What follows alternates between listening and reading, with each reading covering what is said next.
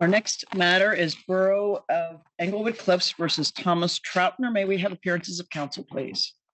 Good afternoon, members. Sal Salmon from Jardine, Meisner, Salmon, Spray, Susser, on behalf of the Borough of Englewood. Good afternoon, members.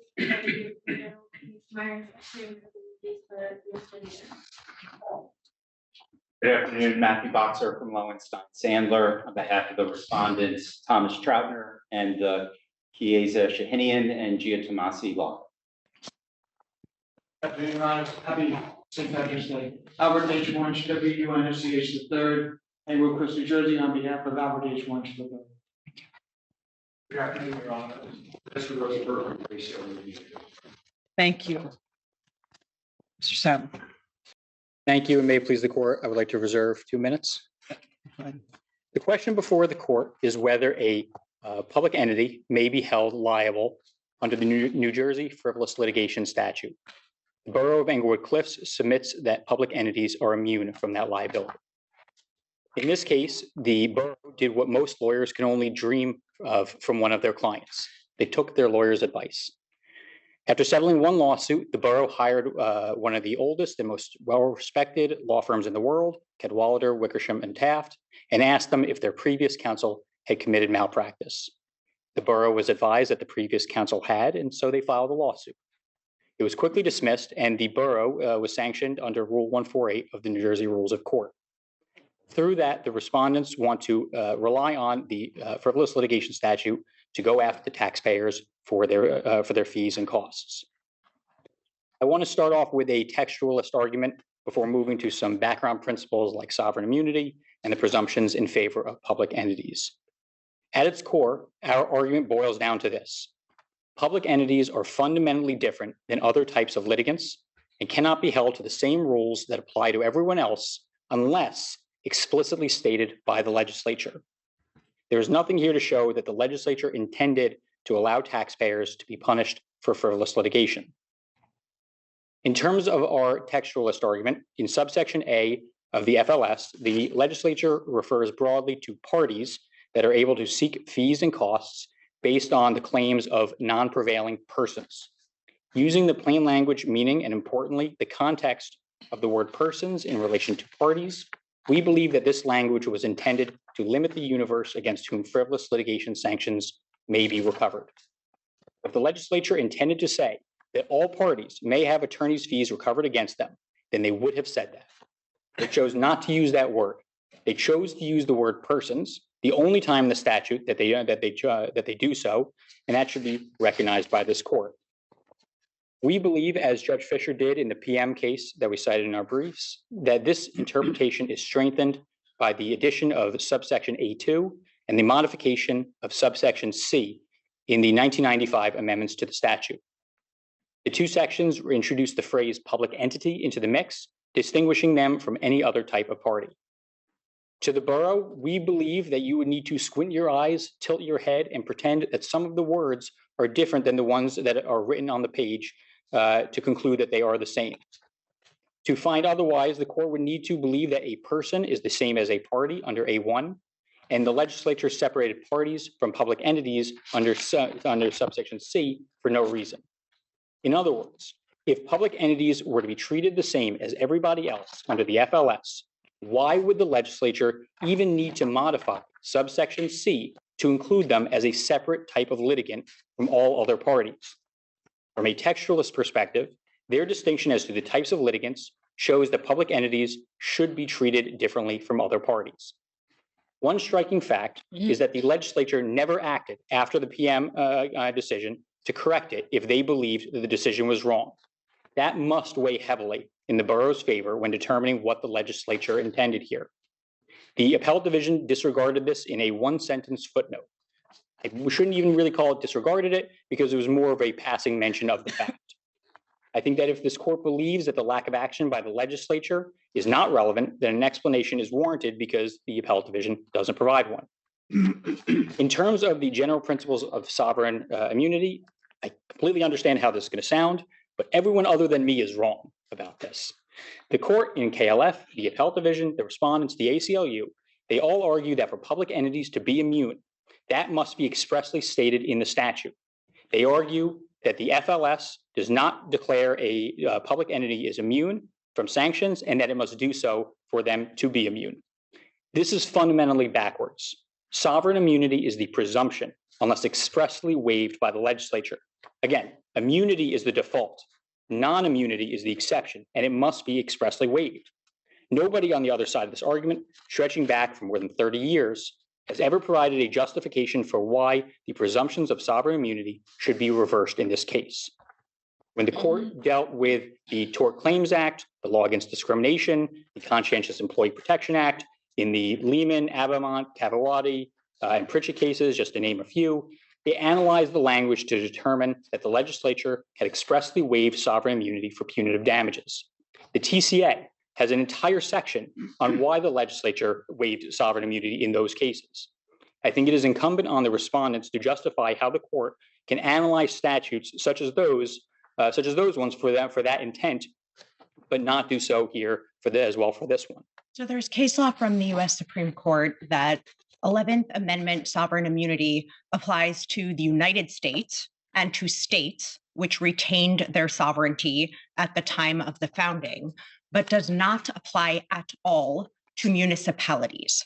So from where do you get the idea to begin with that municipalities enjoy sovereign immunity and have since the time of the founding? So there was a case, and I don't have the full citation here in front of me. There was a case we cited in our papers from 1840.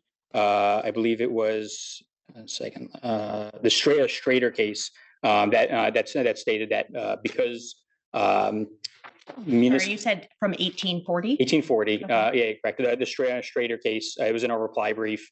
It has been understood in New Jersey, at least, that because the municipalities are creatures of the state, the sovereign immunity, that type of immunity flows from them. Their rights and obligations flow from that. I would also U.S. Supreme Court case law, I think, is precisely to the contrary in that it says because states retained their sovereignty at the time of the founding, they have sovereign immunity, as does the United States. But because municipalities are simply creatures of state law, they don't have sovereign immunity. So why, if municipalities are creatures of state law, would that provide them with? I think that was, you said that was under the what do you say, the 11th Amendment. So I think this is under I'll say the state common law versus under federal law. I think that's what you were.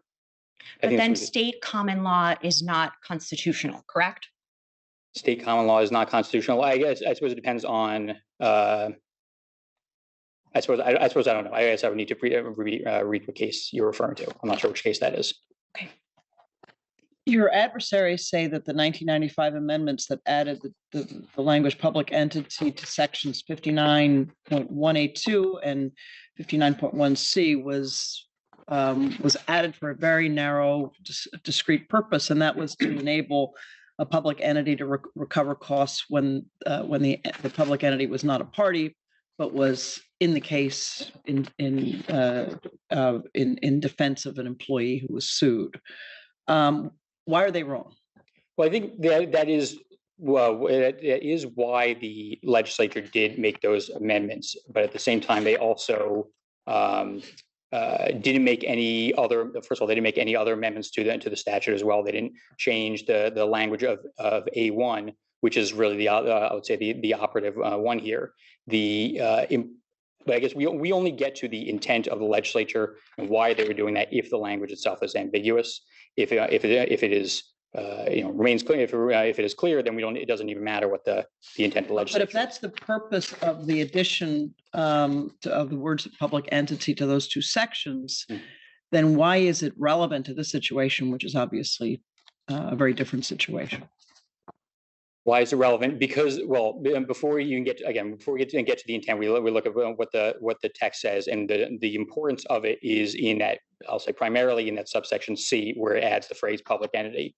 And that section does not just apply to those specific types of claims. That applies to any claim. But it specifically says a party or public entity seeking an award under this section. That's the language you're referring to, correct? Yes. And the plain language, you were saying we should look to the plain language. The plain language of A2 says when a public entity is required or authorized by law to provide for the defense of a present or former employee, the public entity may be awarded all reasonable litigation costs if the individual for whom the defense was provided, ...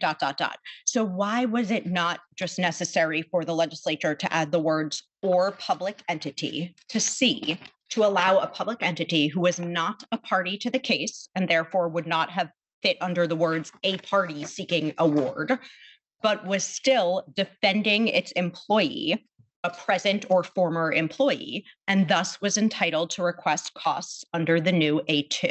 Because the language of all parties in C would still include them as a party that is seeking the award, not a party necessarily to the case itself. They are still a party that is seeking an award.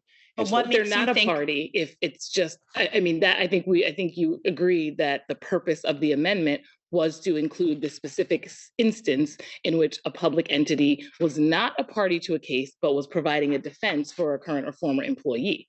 So it seems that the inclusion of a public entity in C is referring back to A2, which indicated that a public entity in the circumstance where it was not a party could seek these damages. So I think parties are used, the word parties is being used in two different contexts here. In the first part, in A1, for example, it's being used in the context of a party to the case itself. In C, party is being used in the context of any. You're referring to A2. A2, where that language appears? No, I'm sorry, A1. One is a party who prevails in civil Right. action. So, and that's referring to a party of the case itself. The use in C is referring to a party that is seeking an award, But the whole point is that they're seeking an award even though they're not a party. but not a And part now- of the case. No, but they're still a party in the concept of the sense, in the general idea of the sense. They still are a party. Party to what? A party, they are a party that is, I guess another word would be an entity, an applicant, would be another word for it, I think. Correct, So but do you that's the whole point. They wrote, the reason that they had to add perhaps a party or public entity seeking an award under this section is because it didn't say an entity seeking an award under this section. It said a party. And here, the public entity is not a party to the case, and they're still allowed to submit to request fees under the new A2. Correct, yeah, and so I guess the one other thing I would say about this is that, you know, if this is unclear, and I think we are getting into the intent of the legislature here, I think this goes to our argument that there was no express waiver by the legislature of the sovereign immunity. If we But we were only talking about the plain text of C Right. and A2. So your reading of C is that the word party doesn't mean a party to the case. It means a party to something else. not a party to something else, just a party, someone who is seeking the award, whether or not they are a part of the case or not. So then would anyone, even if the public entity was not required to provide for the defense, could anyone who's completely unrelated to the case, not a party to the case, come seek fees under C? Forget about against a public entity, just an unrelated human who wants to seek fees in the case, even though they were not a party to the case. No, I would say it'd be limited to a public entity because they're specifically included in A2. So they're the only ones other than someone who is a party to the case that could seek those fees.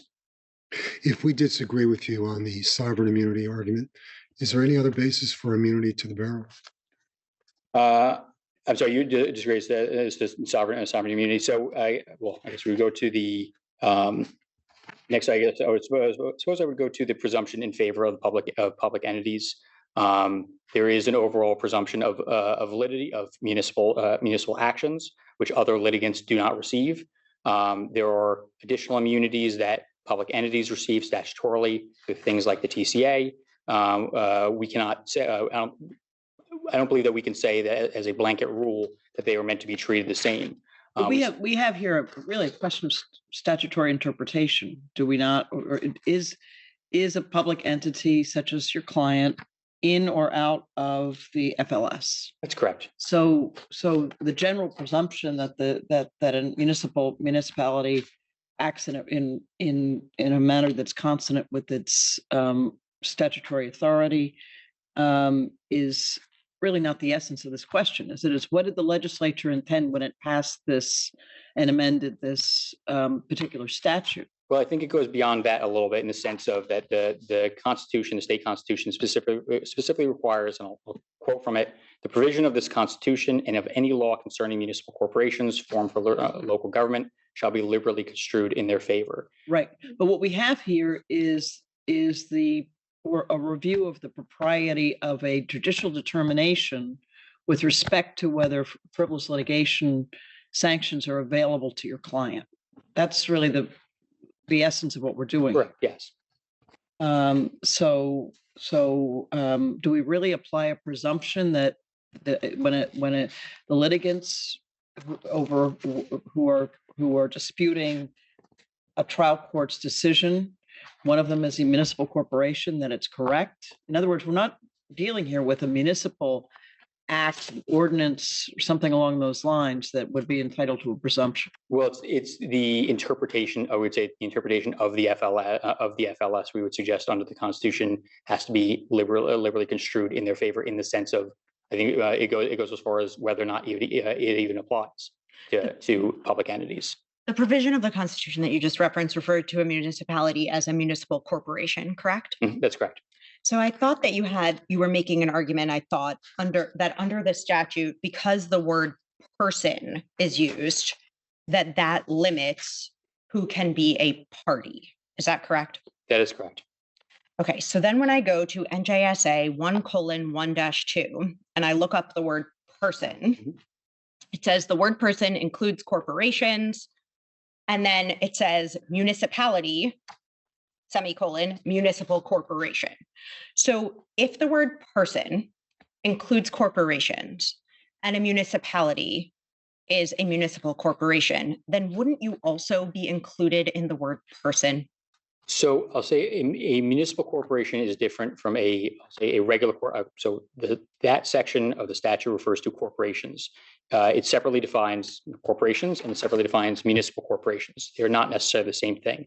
Now, one of the other things that statute says, and this is also in the JH versus Mercer County that was cited by one of the respondents, that the definition should also be viewed. They're not necessarily, a municipal corporation is not necessarily exactly the same as a corporation if it has to be restricted by its context or distinguished as a municipal entity or specifically restricted to such an entity. So we would suggest. Sorry, I'm looking at JH, I think specifically at page 4 and 22. And I thought what JH said is a county, comma, as a municipal corporation, comma, is a corporation included within the definition of person contained in NJSA 1:1-2, and thus constitutes a person. It then goes on to say that that interpretation is unless it is restricted by its context to an individual or as distinguished from a corporate entity or specifically restricted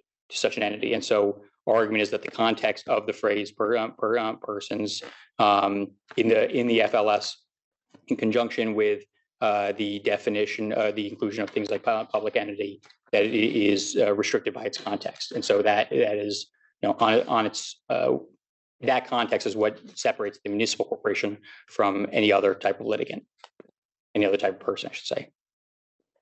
So you're saying that in certain contexts, a municipal corporation is a corporation and therefore a person under 1:1-2. But in other contexts, it's not. Correct. And I believe that's. So where do we find that from any of the statutes? So I believe that is in 1-1-2 itself. Are you referring to the part where it says when used to designate the owner of property? No, I'm sorry. I won't say.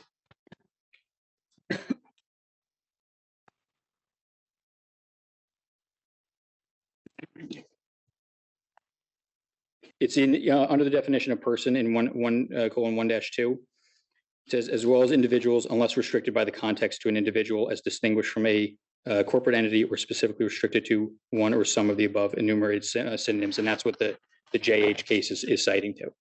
Sorry, so you're actually saying that here, when it says in the frivolous litigation statute, the word persons, it only applies to individuals. So if it was a corporation that acted frivolously, it would not apply. No, we're saying, it's saying it involves, because the definition of persons also includes. If you could slow down just a bit. Fair enough. Thank you. No, the definition also does include corporations, companies, associates, size. What we're saying is that it distinguishes, that we are distinguishing municipal corporations from corporations because of the context within the FLS itself.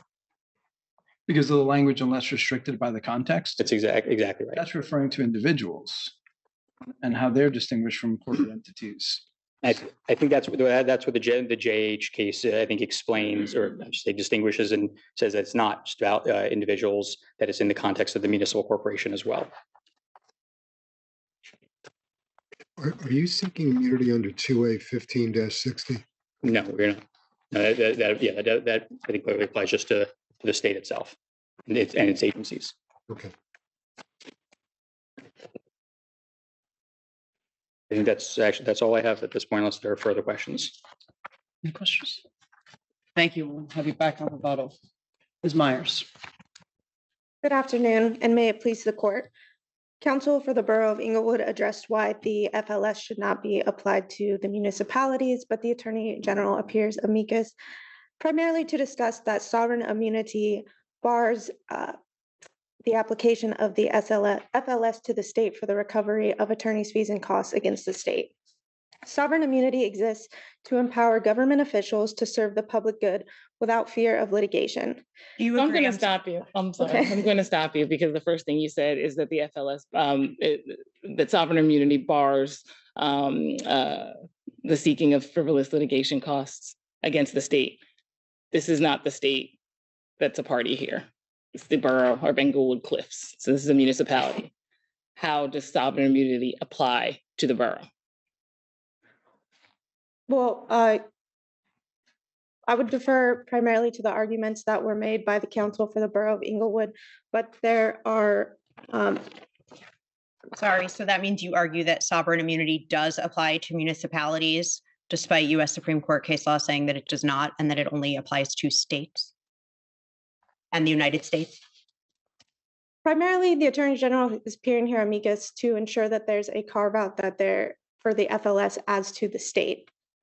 And You're trying to ensure the court is precise and does not lump the state and municipalities together. that is correct, Your Honor. And you also make the argument, in your brief that 2A:15-60 creates a conflict with the frivolous litigation statute. I think for purposes of the borough, how does section 60 apply to the borough as a municipality?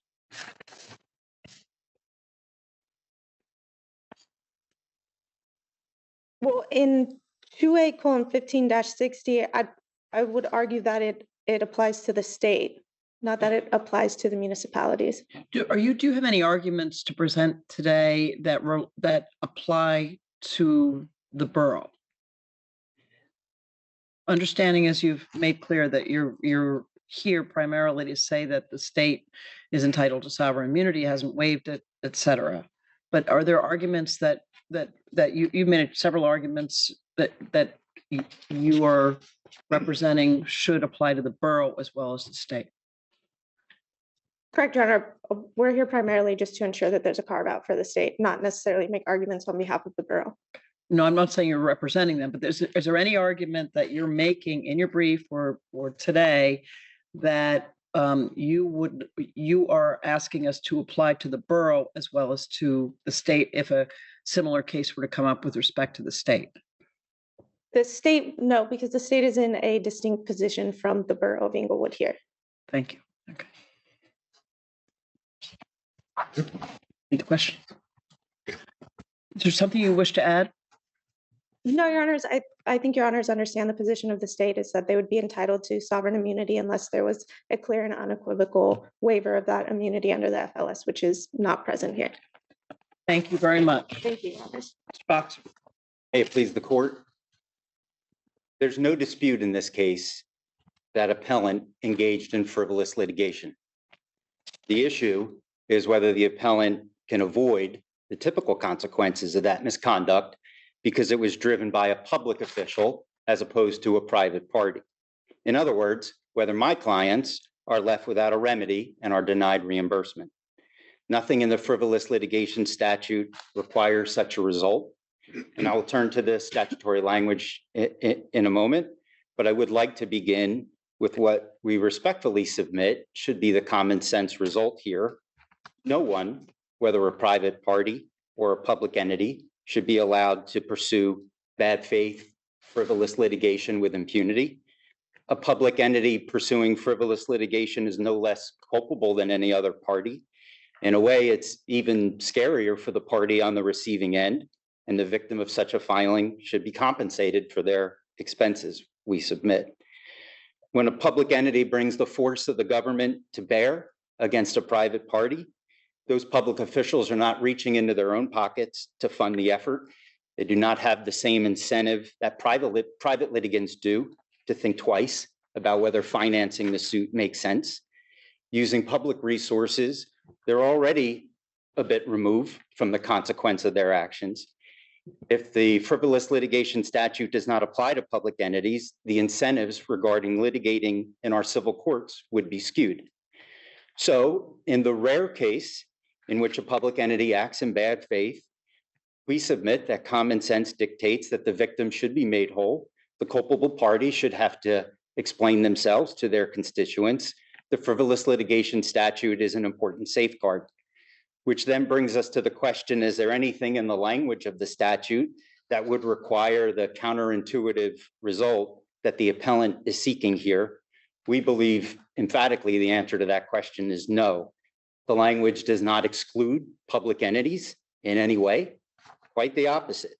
Subsection A1 provides that a party who prevails in a civil case against, quote, any other party can recover reasonable attorney's fees if the court finds the litigation was frivolous. Subsection B again uses the phrase non-prevailing party. It does not say any other private party. It does not say any party except public entities. If the legislature intended to exclude public entities, surely it knew how to use ordinary phrases like that to do so.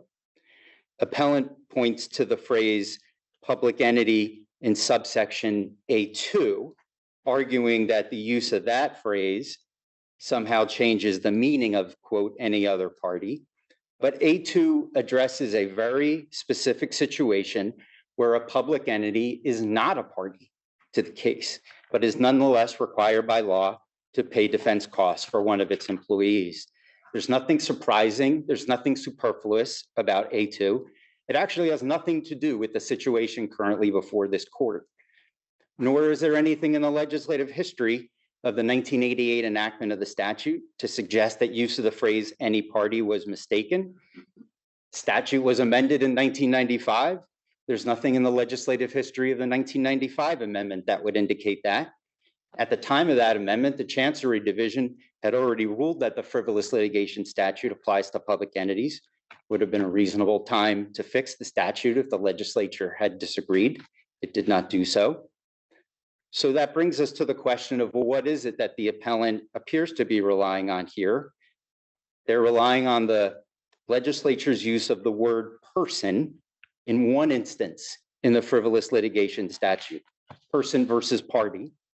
Assuming for the sake of argument, there actually is a distinction. It may have been no more than a legislative oversight, but even if it were intentional, the outcome that we are respectfully putting before the court would have been the same.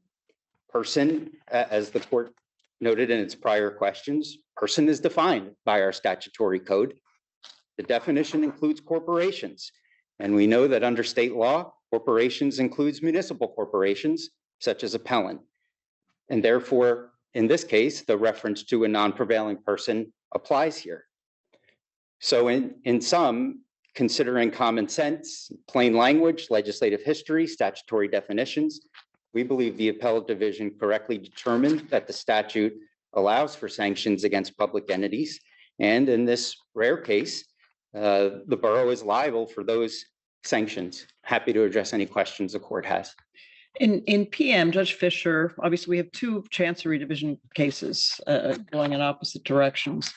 And Judge Fisher view the 1995 amendments to resolve any lingering doubt about the import of the statute, and noted that A2 would be an odd step if the pre-existing statute had included the state and its agencies.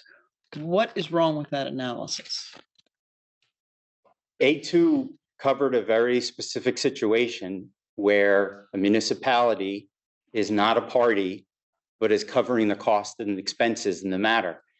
If A2 had not been added to the statute, then municipalities would have been unable to seek compensation on the receiving end of a frivolous litigation when they're financially on the hook for the matter, even though that they were not a party. We think the PM case is, in some cases, frankly, we respectfully disagree with that decision. In other cases, I would note, in other ways, it's distinguishable.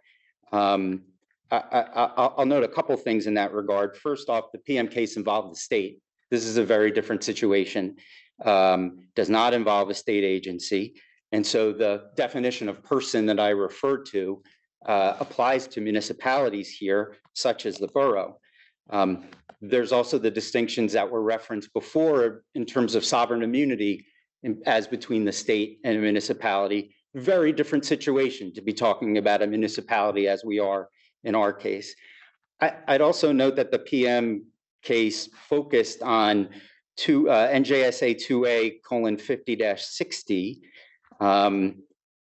but that statute pertains to costs, not fees. Those are two different things, and the court in PM did not speak to that, and so we believe that the PM decision was, as I say, wrongly decided, but even if not, doesn't apply here.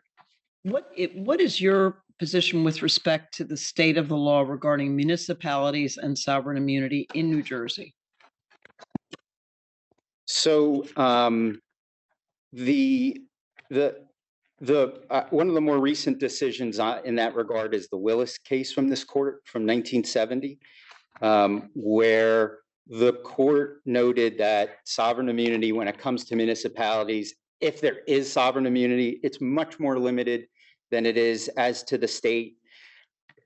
If I may make a broader point as to sovereign immunity as well, this case is not about a government entity acting as the government and needing immunity so that it can carry out its responsibilities as a government. Like we saw in the PM case, where maybe the court was affected by this fact that we're talking about DIFUS, who has a very difficult job to do. I think we'd all agree. This is not the state or government carrying out a government function and needing protection. This is a local government acting as a litigant, an aggressive litigant, a highly aggressive litigant in your courts. And that's understood, obviously, but obviously the significance of the sovereign immunity point is that the waiver of sovereign immunity has to be an express waiver, and that's really a major pillar of your adversary's argument. So, the question that obviously came up a little bit earlier is: are municipalities treated differently from the state? And Justice Wayner-Apter noted the U.S. Supreme Court law. Is there a case on point or a case close to on point on the general question, leaving aside the particular type of statute and the particular act by the municipality that suggests that there is precedent in state law that allows municipalities to claim sovereign immunity?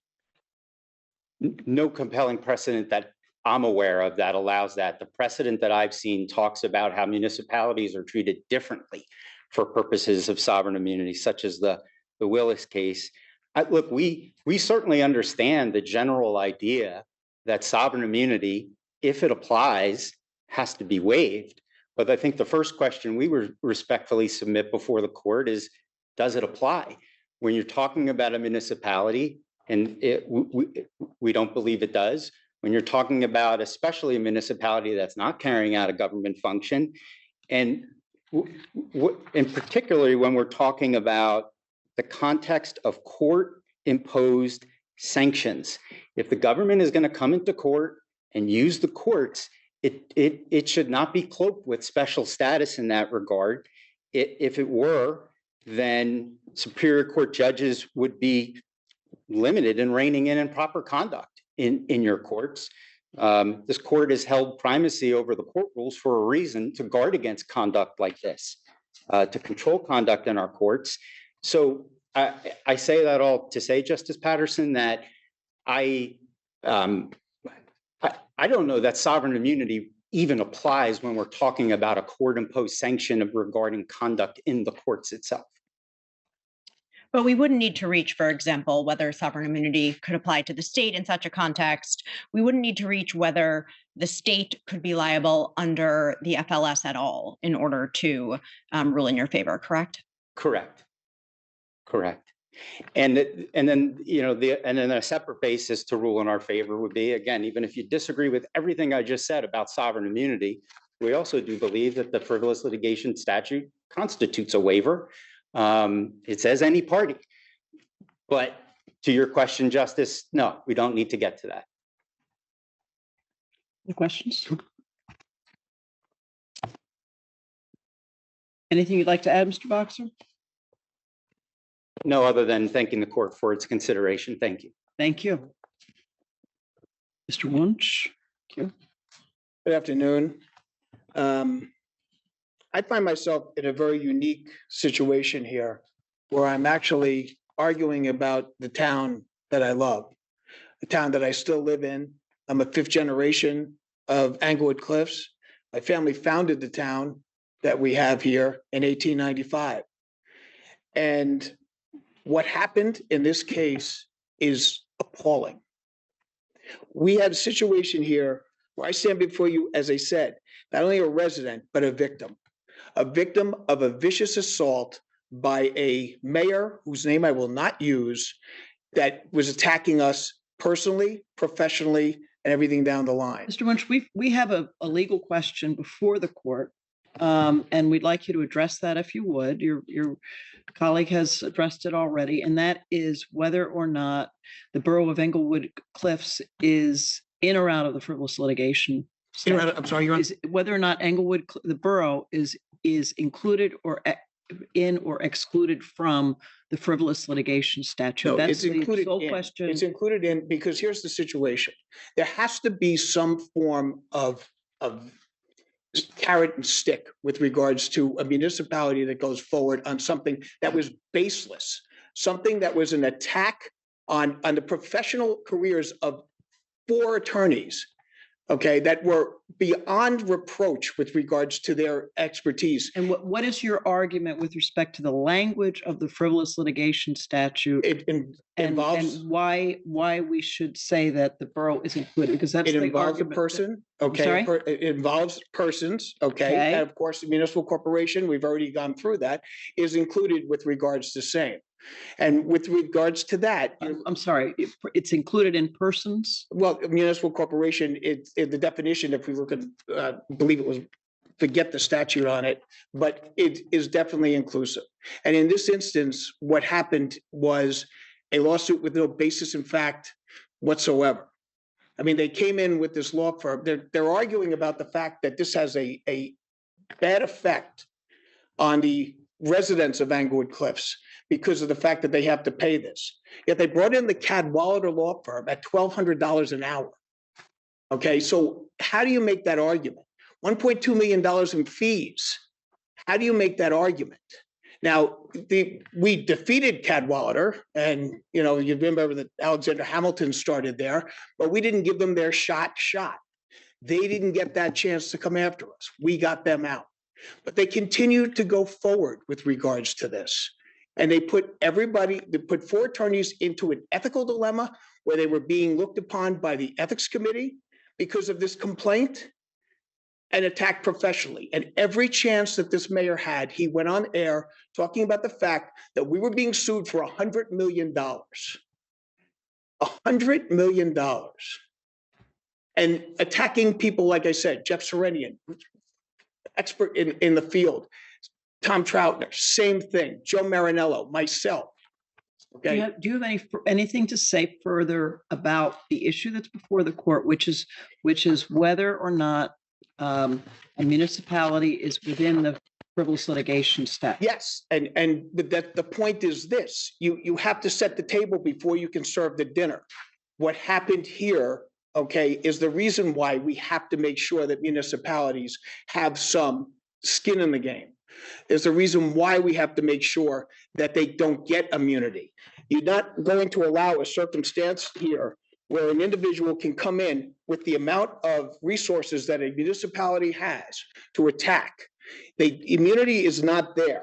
You know, it says that we always take a look at a situation that, you know, you've got bad actors here. We can't let bad actors make bad law. We can't have an opportunity where they come in and get an immunity. This individual went forward with regards to a very, very vengeful, retaliatory attack. And if the municipality is given the chance to skate on that, then who's responsible for this behavior? This man cannot get this immunity. This town cannot get this immunity. And granted, I'm only talking about $327.20. That's all I got with regards to this case, which if your honors argue quickly against me, I actually have the cash with me and we can pay that off then. But the situation is that this is a very, very, very trying situation that should not be given an immunity. There's nothing with regards to what Mr. Boxer set forth that denies them the opportunity to not take responsibility for their actions. The frivolous lawsuit, I have been involved with these cases numerous times. Usually don't get it, but in this case, thankfully the judge saw that this needed to be taken care of.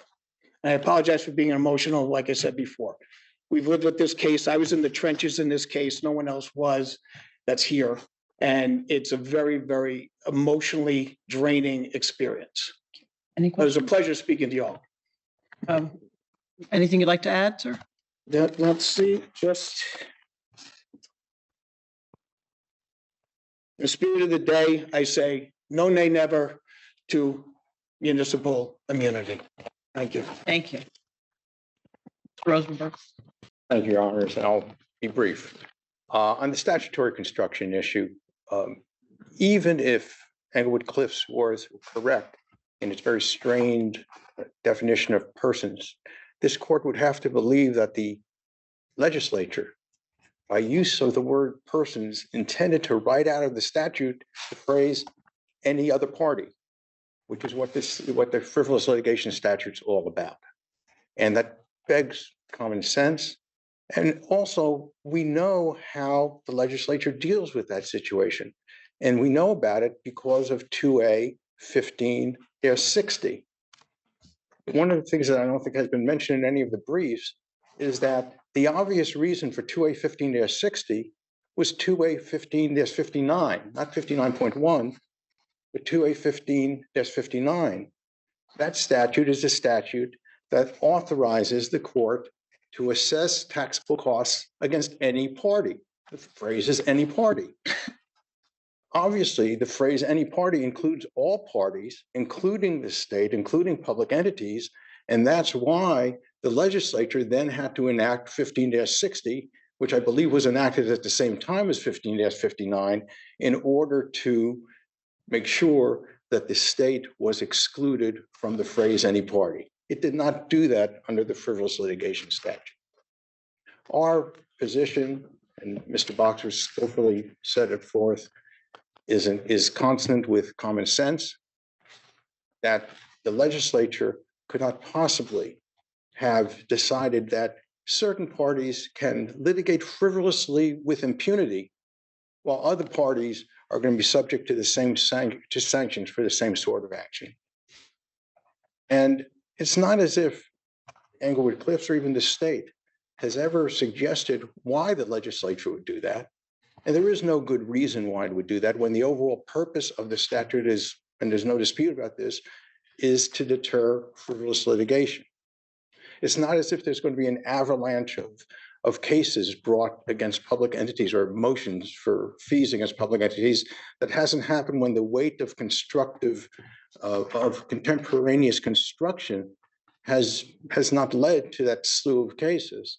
Your adversary, I'm sorry, Mr. Salmon argues that when we see the reference to a non-prevailing person among several references to non-prevailing party, then person informs the meaning of party.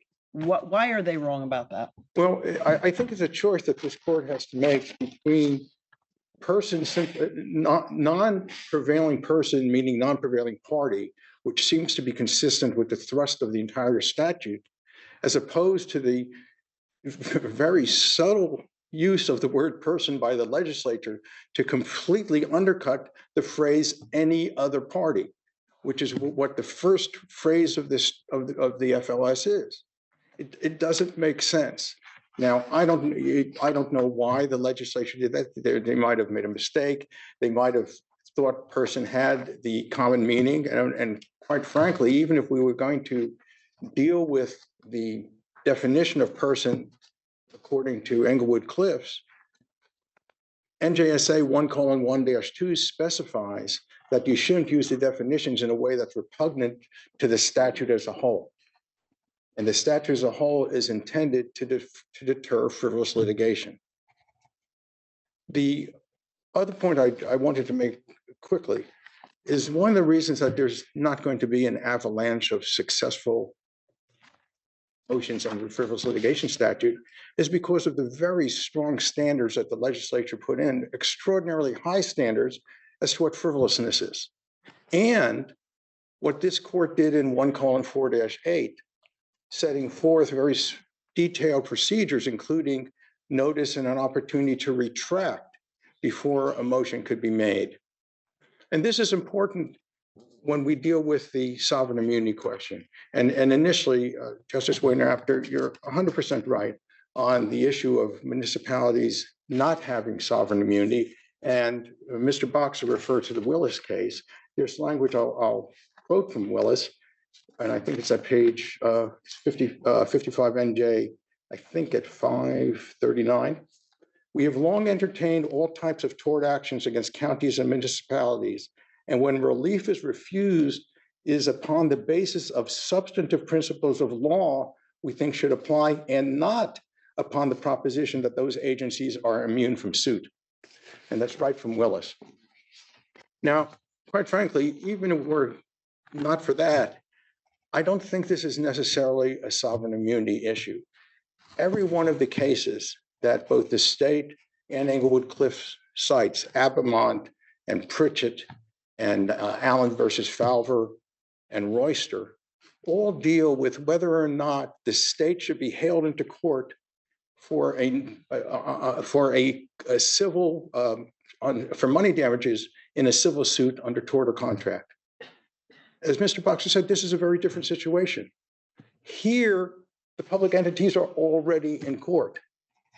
Under the frivolous litigation statute, they might be plaintiffs themselves coming into court. They might be defendants, but if they're defendants, it has nothing to do with waiver of sovereign immunity at that point. They're in because they've been sued under a claim that's already recognized that they're allowed to be sued. In that regard, the Royster case, which was cited by the state in its amicus brief, is kind of interesting because there, this court recognized that there might be a waiver of sovereign immunity, even by the state, by intentional litigation conduct, quote, litigation conduct, end quote. I would suggest that the FOS actually has kind of a self-executing waiver of sovereign immunity. But again, the court doesn't have to. Court does not have to that deal with issue. it, but if the sovereign immunity issue is alive as to Englewood Cliffs, it would have to deal with it. And I would just suggest that Royster involves, sovereign immunity. I'm sorry. Royster involves sovereign immunity applying to the state, correct? That's right.